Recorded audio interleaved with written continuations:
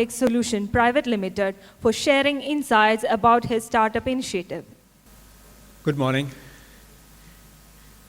So, as a startup entrepreneur, I would like to say that life comes a full 360 when you become an entrepreneur, because a lot of things change, your views change. And I, coming from a background of engineering, and also in my family, there's nobody from the business background.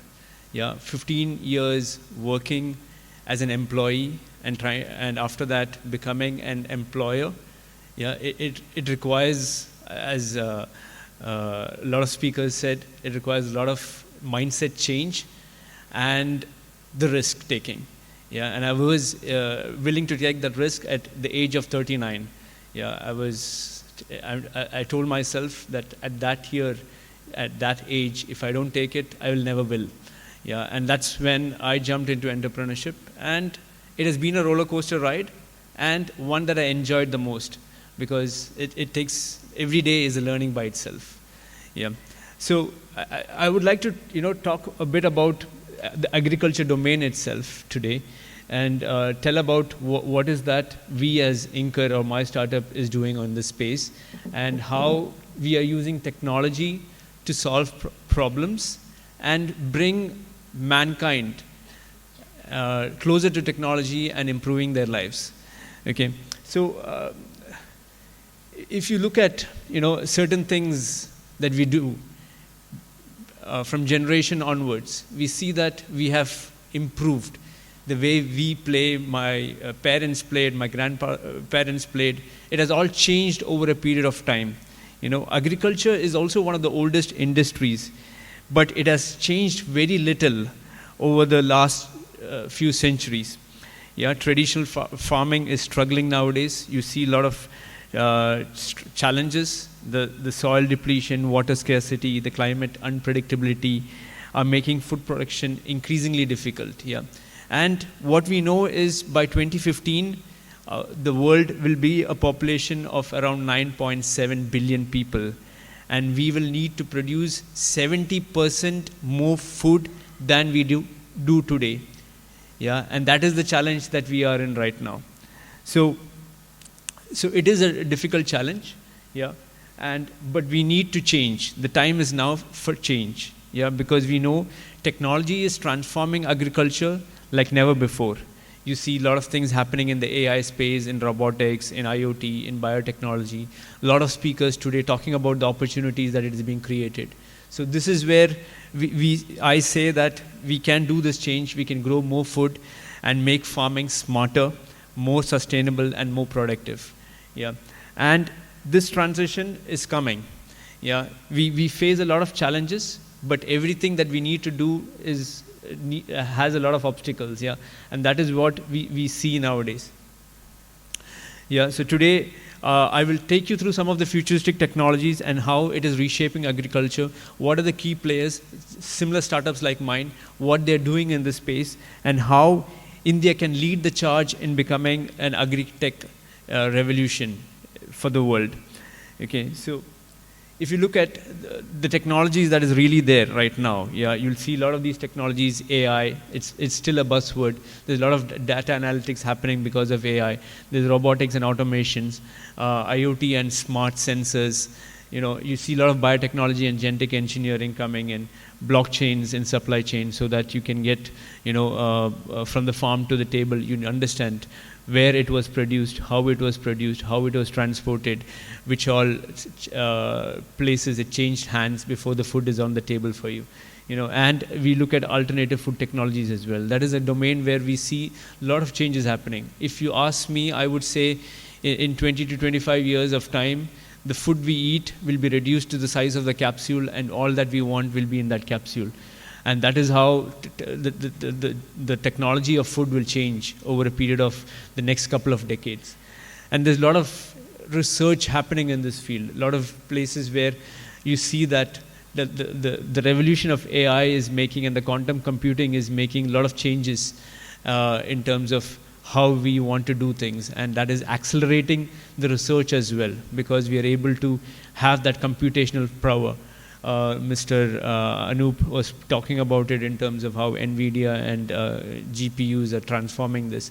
And we see that evolution happening when DeepSeek has done it with very less cost in terms of how they have deployed and taken over the AI chatbots right now. So a lot of changes happening in this space where we see a lot of things happening. I just want to put it out there that AI and data analytics is happening. There's a lot of changes happening. If you look at, we are able to see the future as well through our mobiles. We all, in our mobiles, in our smartphones nowadays have the weather app, and we are able to predict the next 7 days to a month in terms of weather very accurately with, and this is where AI is being used. And this is where we need to integrate these kind of features in terms of the technology that we're doing in terms of the agriculture. And we need to educate the farmers as well. So here I would say, a lot of applications are still there. Crop-in is one of these applications where we see that a lot of changes are happening. They're integrating all of these AI and data analytics and trying to ensure that the farmers are able to produce more with less. Yeah. Again, I just show you some of the things that is already there in the market. This is a farm bot, where it is doing sowing, watering, understanding everything through AI and IoT sensors, and you're able to get all of the data on your mobile phone. So it can take the harvesting when required, and it can tell you how many days are there for harvesting as well. So again, technology being used at a different level in terms of ensuring that we are not able to only get the data, but we are able to use that information and predict in terms of what next will happen.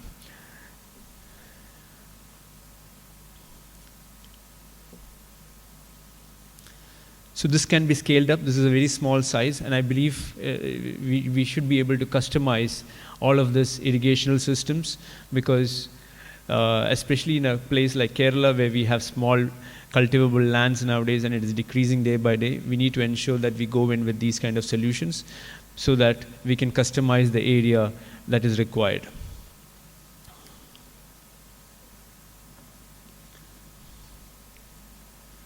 So let's look at also into robotics, and how, especially drones. There's a company in Cochin which is called Fuselage Innovations, headed by Devan, where they are right now looking at how to do these kind of SaaS models for drone spraying for agricultural purposes. They're also more into defensive drones as well, and they've got some contracts for manufacturing of drones from a place like Kerala, for UK government. So these are things that is very small in terms of the size, but it makes a big impact, because we as startups from Kerala can have an impact on the world. And this is where I've known Devan for around 5 years now. I know from where he started and how he went into the paddy fields and started spraying drones, and the kind of challenges that we had, because we had a similar vertical as well. And we used to discuss the problems together in terms of how to ensure that we could change the battery life, how we could ensure that we are able to do more with less people, how to ensure that the business model can be sustainable over a period of time. So these were the challenges that we had faced. And at that point of time, the regulations and the policies were not in place from an Indian government. And we see that, there's a lot of challenges, or I would say a lot of dead ends that we had to meet and come up with and try to solve them together. And we still know, in terms of there cannot be one real player in this market, because there is around 30,000 acres of cultivable land in Kerala, and one player cannot service this land. Even if you have 10 competitors, that is not sufficient to service this land on a need basis. So this is where, we could ensure that we keep using the technology and developing it to the next, using AI, how we can ensure predictability of the crop, how to ensure that using AI we only spray where it is only required, so that we can do more with less. So this is one technology that I wanted to put it out there. And the other one is IoT and smart sensors. The technology that I showed you in the video, it's where there's a lot of IoT sensors being utilized, from humidity sensors, moisture sensors, understanding when to water the plants, what kind of temperatures are coming in, and when to harvest and things like that. So IoT plays a role, and it is taking it to the next level and just putting technology out there, because we are a 5G enabled country. We will be going into 6G by 2030. This means that the internet speed almost became 20 times faster because we moved from 4G to 5G.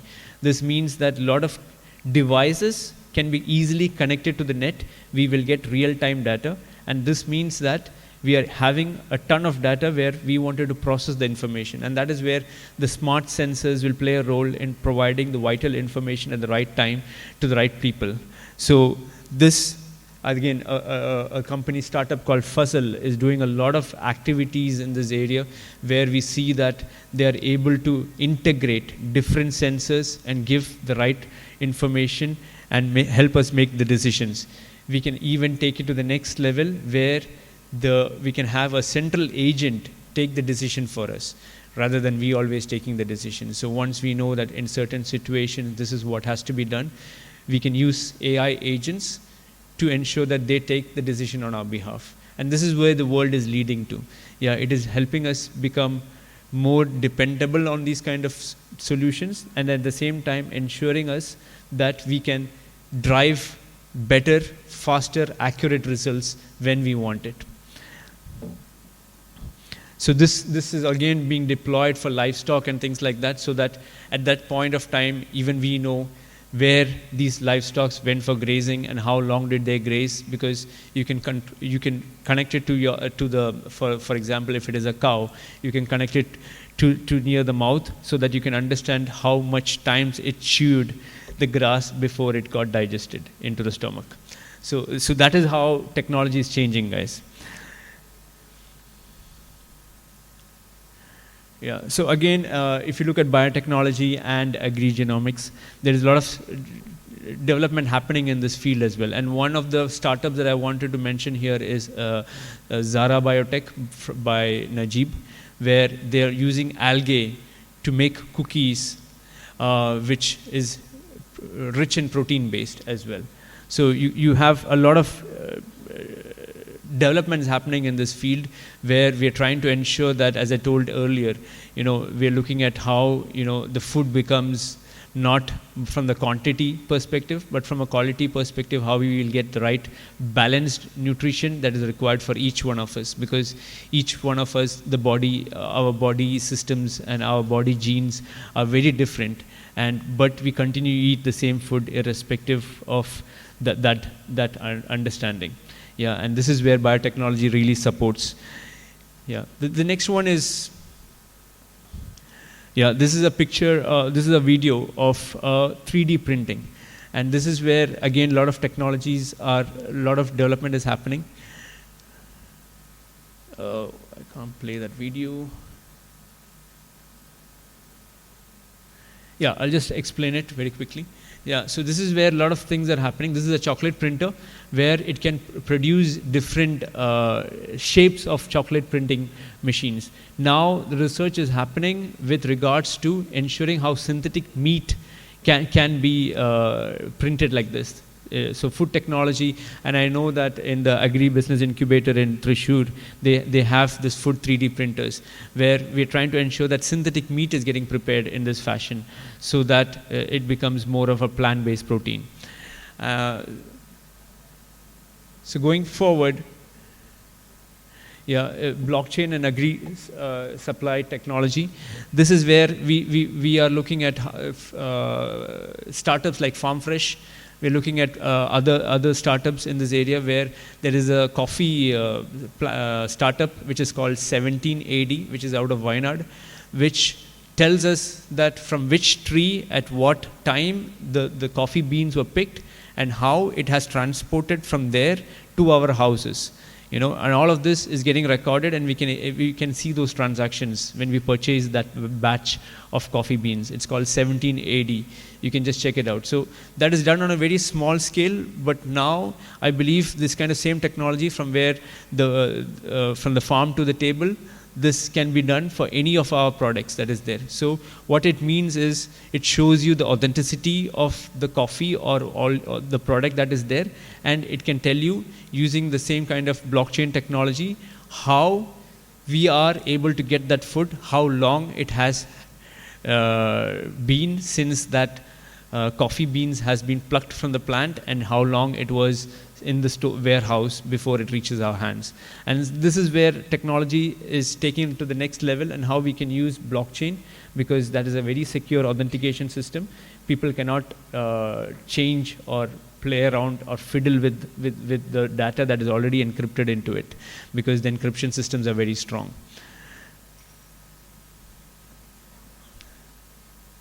Yeah, so again, alternative food technologies is something that I told about, synthetic meat and things like that, protein-based. I'll just skip this in the interest of time. Yeah, we move forward. So my startup is Inca Robotics. We are into two domains. We do products and solutions as well as trainings. And what we have seen in our 6 years is that there's a lot of these buzzwords around, like AI, IoT, 3D printing, VR, AR, but people don't understand and also try to see the implication of this in different industries. So that is where we wanted to ensure that people are able to see this. So we do a lot of robotic shows. We show to people and bring awareness, especially to the general public, to make them understand what technology is, how it is going to impact their lives, and what are the different use cases in different industries where this can be applied. And we wanted to ensure that we bring all of this into one roof. This is called RoboPark, where we have 4 verticals. One is the awareness or the entertainment kind of a vertical, where we showcase the technology to the people. Once everybody sees this, they get excited, and we show them the learning or the educational path. Be it a doctor, a teacher, a lawyer, a student, everybody has to understand this technology, because we believe that just like how a laptop or a smartphone is being used in different industries, similarly, robots or these kind of futuristic technologies are going to be deployed across industries, and we see that happening as we speak. And once the awareness is created, once the education is provided, we wanted to ensure that we are able to develop product and solutions for different industries, be it an MSME, be it a corporate. We see a lot of opportunities in this market, and that is what even today we were speaking about. What are the kind of different opportunities with different solutions for different people? And we see that we could contribute to this and makes the society a better place to live in. And we can't do this alone. So the 4th vertical is where we incubate around 10 tech startups into the RoboPark, so that they can use the infrastructure, they can understand and build based on the community that we have. And this is the ecosystem that we wanted to create. So we are launching a RoboPark in Thrissur. The government has already agreed to this. We did a formal agreement with Kerala Startup Mission in December during the Huddle Global. And we are expecting that from the government we'll get the land handover this month, and we can start the activities, and the RoboPark will be up and running for public by end of this year. Yeah, I'll just show you a short video of how it will look like.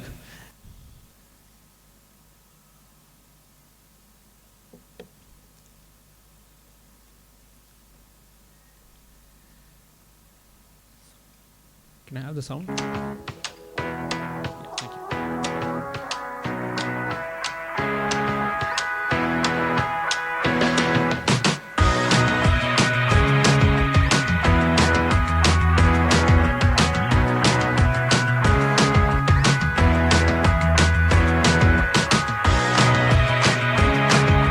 So this is the first vertical, the RoboLand, where we can come and see and understand technology in very close quarters.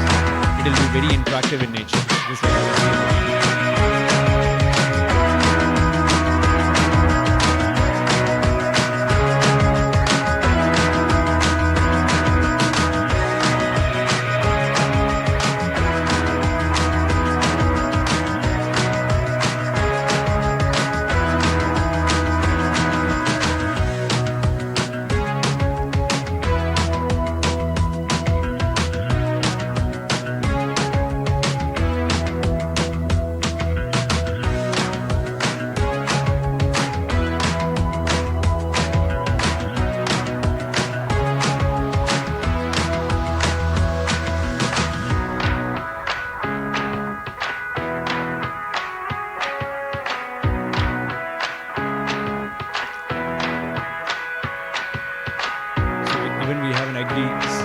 sector there, where we want to showcase all of the latest development that is happening in agriculture.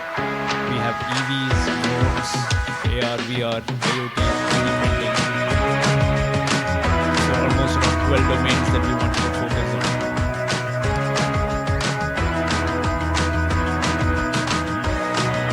So once people come in and they want to do something, they make a space as well before they can move into hardcore education in the academic department.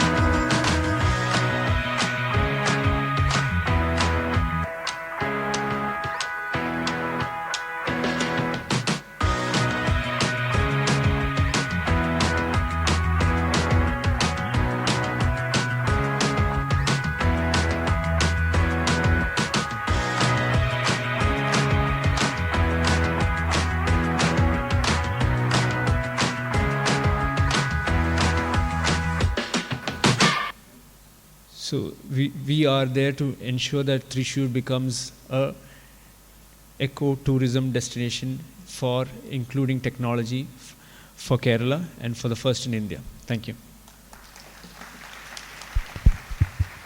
Now the floor is open for discussions. Yes, any questions?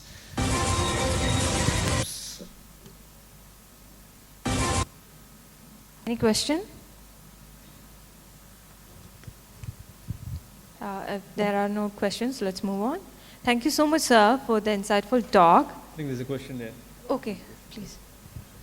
Hi, sir. Wonderful presentation. It's only for the entertainment or to inculcate the robotic technology?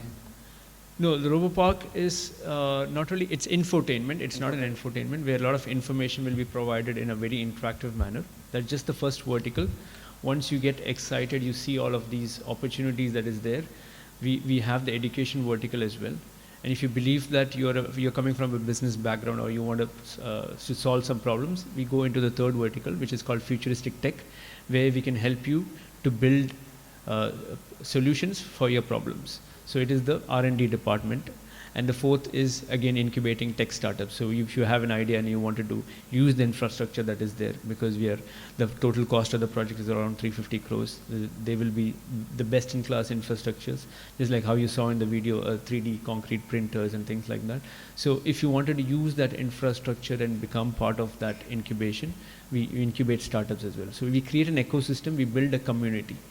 So that is what it encompasses. It's for all, like students? It's for all. It's for the general public.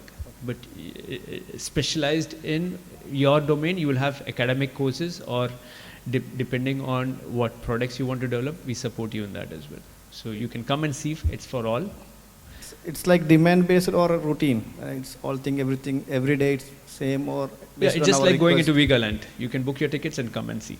That means a routine? It's a routine.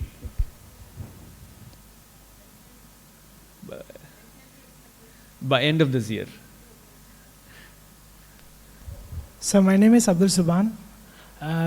Sir, I just had it's actually a wonderful presentation. And regarding the AI application in agriculture, sir, what is the source of energy, sir? Like, what sort of, like solar energy is being implicated, or like any other resources? And is it applied in any other countries other from India? Yeah, I think it's a nice question. Thank you. So I think if you're referring to drones over here, yeah, for agriculture, or is it AI specific? Yeah, is it AI specific? Yes, sir. AI specific. Yeah. Okay. So if you're using AI specific, a lot of things are being developed right now in solar. Okay, because it will be continuously monitoring and things like that. Yeah, using your sensors and things, and it gets integrated into an AI system. Okay, so the hardware will be running on solar. Right now, it is all battery charged, or continuous power should be given. But very soon, a lot of research happening in this field, where they're trying to make everything into solar, so that the electric energy consumption, the sustainability factor, and all of this is taken care of. Okay, and you see a lot of developments happening in this field, where very soon, I would say in 1.5 years, you will see a lot of solar connected projects coming in this field. Okay, once that happens, what will happen is you'll get the carbon footprint and things like that will get reduced, and you will see the cost of these solutions coming down. Okay, because right now the challenge with this kind of solutions is the cost, yeah, and developing this and having the NVIDIA or all of these GPUs running at very high optimum levels, which will move into cloud platform, which will get optimized over a period of time and ensure that you're using less energy to do this kind of processing and ensuring that you're able to scale these kind of solutions, because right now it is just like in the infancy stage. You're not able to scale. One is because of cost and the other is because of the computational power that it requires. Yeah, but it will soon come in. You will see that happening. Definitely, sir. Is there any other model which is currently happening, like AI model, Right now, which you have shown in the presentation? Like, yeah, right now nothing specific that I can tell you, but a lot of research is happening in this field. Yeah. Okay, sir. Thank you. Thank you. I think there is no more questions. So thank you so much, sir. Thank you. I request Dr. K. Vijay Kumar, Principal Scientist, KCST, to hand over a memento as a token of appreciation to Mr. Amit Raman.